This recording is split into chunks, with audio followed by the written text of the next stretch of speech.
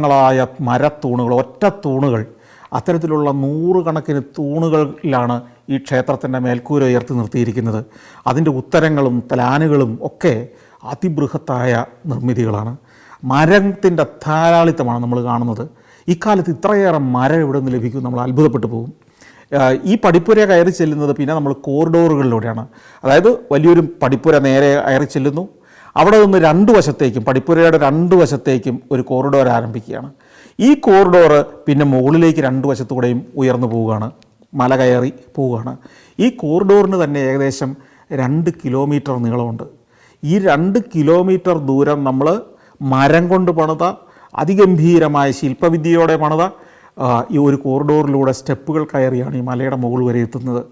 ഈ കടന്നു പോകുന്നത് മുഴുവൻ ലളിതമായ ഒരു കോറിഡോറിലൂടെയല്ല. ഈ ഓരോ കോറിഡോറിനും ഇടയ്ക്കിടയ്ക്ക് ചില മണ്ഡപങ്ങളുണ്ട്, ചില ജംഗ്ഷനുകളുണ്ട്. അവിടെ